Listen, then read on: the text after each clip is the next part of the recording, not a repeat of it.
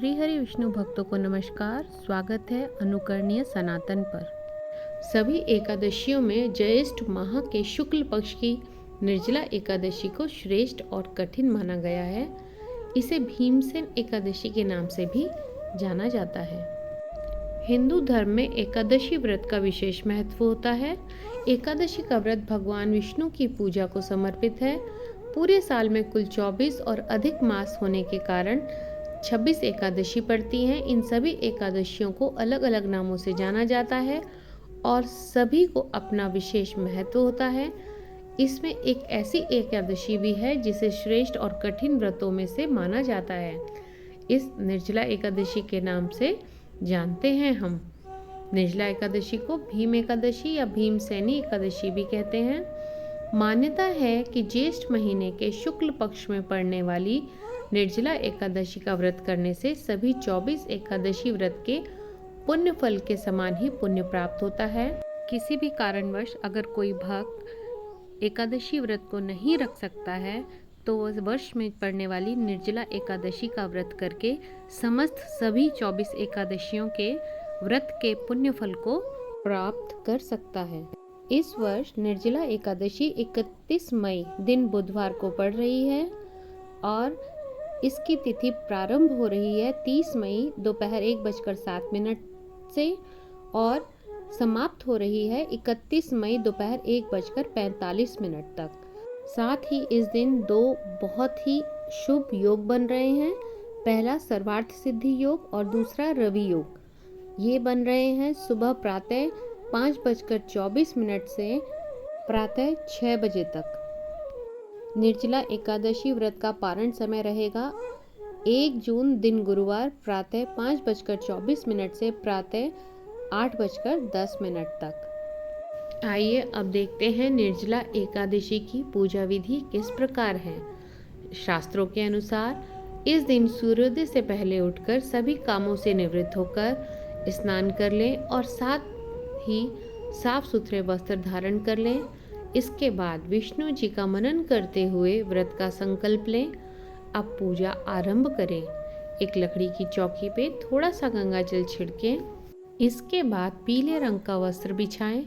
फिर श्री हरि विष्णु भगवान की तस्वीर या मूर्ति स्थापित करें। इसके बाद भगवान का गंगा जल से आचमन कराएं। इसके बाद पीला चंदन लगाएं। फिर फूल माला अक्षत चढ़ाने के बाद भोग में केला, पीले फल या मिठाई चढ़ाएं।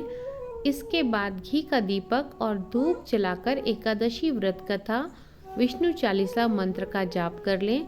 अंत में विधिवत तरीके से आरती कर लें। इसके उपरांत दिन भर व्रत रखने के बाद दूसरे दिन तक पारण का शुभ समय देखकर ब्राह्मणों को भोज कराएं, दान दक्षिणा दें। उसके पश्चात आप अपना व्रत खोलें। चलिए अब कथा आरंभ करते हैं। सभी बोलें श्री हरि विष्णु भगवान की जय।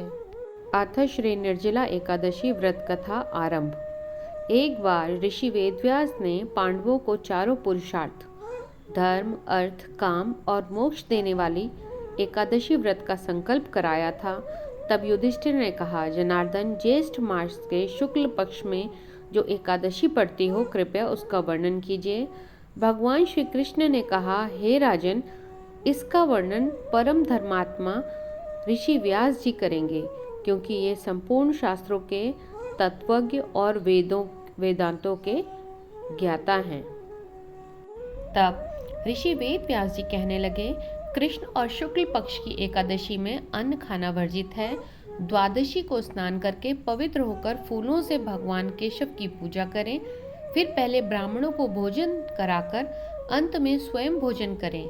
यह सुनकर भीमसेन बोले, परम बुद्धिमान पितामह, मेरी उत्तम बात सुनिए।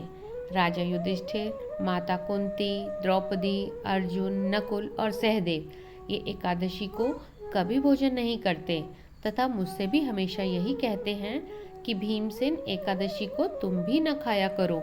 परंतु मैं उन लोगों से यही कहता हूँ कि मुझसे भूख नहीं सही जाएगी। भीमसेन की बात सुनकर व्यास जी ने कहा, यदि तुम नरक को दूषित समझते हो और तुम्हें स्वर्गलोक की प्राप्ति अभिष्ट है और तो दोनों पक्षों की एकादशियों के दिन भोजन नहीं करना। भीमसेन बोले, हे पितामह, मैं आपके सामने सच कहता हूँ, मुझसे एक बार भोजन करके भी व्रत नहीं किया जा सकता, तो फिर उपवास करके मैं कैसे रह सकता हूँ। मेरे उदर में व्रक नामक अग्नि सदा प्रज्वलित रहती है, अतः जब मैं बहुत अधिक खाता हूँ तभी यह शांत होती है। इसलिए महामुनि, मैं पूरे वर्ष भर में केवल एक ही उपवास कर सकता हूँ, जिससे स्वर्ग की प्राप्ति सुलभ हो तथा जिसके करने से मैं कल्याण का भागी हो सकूं। ऐसा कोई एक व्रत निश्चित करके बताइए, मैं उसका यथोचित रूप से पालन करूंगा। तब ऋषि व्यास जी ने कहा कि एक उपाय है जिसको करने से व्यक्ति को समस्त 24 एकादशियों का फल इस निर्जला एकादशी से मनुष्य प्राप्त कर लेता है। इसमें तनिक भी संदेह नहीं है। शंख, चक्र और गदा धारण करने वाले भगवान केशव ने मुझसे कहा था कि यदि मानव सबको छोड़कर एकमात्र मेरी शरण में आ जाए और एकादशी को निराहार रहे तो वह सब पापों से छूट जाता है। हे कुंती नंदन, निर्जला एकादशी के दिन श्रद्धालु स्त्री पुरुषों के लिए जो विशेष दान और कर्तव्य विहित है उन्हें सुनो। उस दिन जल में शयन करने वाले भगवान विष्णु का पूजन और जलमयी धेनु यानी पानी में खड़ी गाय का दान करना चाहिए। सामान्य गाय या घी से बनी गाय का दान भी किया जा सकता है। इस दिन दक्षिणा और कई तरह की मिठाइयों से ब्राह्मणों को संतुष्ट करना चाहिए। उनके संतुष्ट होने पर श्रीहरि मोक्ष प्रदान करते हैं। जिन्होंने श्रीहरि की पूजा और रात्रि में जागरण करते हुए इस निर्जला एकादशी का व्रत किया है, उन्होंने अपने साथ ही बीती हुई 100 पीढ़ियों और आने वाली 100 पीढ़ियों को भगवान वासुदेव के परम धाम में पहुंचा दिया है। निर्जला एकादशी के दिन अन्न, वस्त्र, गौ, जल, शैया, सुंदरासन, कमंडलू तथा छाता दान करने चाहिए।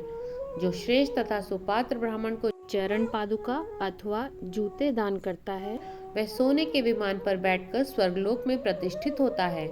जो इस एकादशी की महिमा को भक्ति पूर्वक सुनता अथवा उसका वर्णन करता है, वह स्वर्गलोक में जाता है।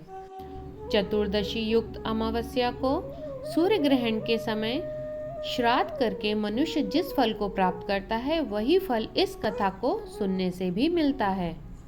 अर्थात पावन निर्जला एकादशी की कथा सुनने मात्र से ही श्राद्ध करने के बराबर फल हमें प्राप्त होता है।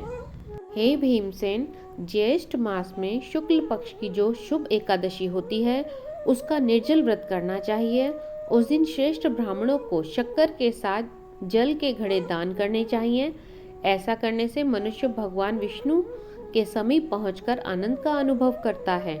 इसके बाद द्वादशी को ब्राह्मण भोजन कराने के बाद स्वयं भोजन करे। जो इस प्रकार पूर्ण रूप से निर्जला एकादशी का व्रत करता है, वैसा पापों से मुक्त हो आनंदमय पद को प्राप्त होता है।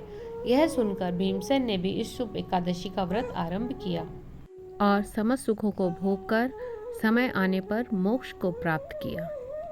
श्री हरि विष्णु भगवान से विनम्र प्रार्थना है कि जिस प्रकार भीमसेन ने इस व्रत को करके सभी समस्त एकादशियों के फल को प्राप्त किया, हे प्रभु, जो भी इस कथा को सुन रहा है या इस व्रत को कर रहा है, आप उनकी समस्त मनोकामनाओं को पूर्ण करें।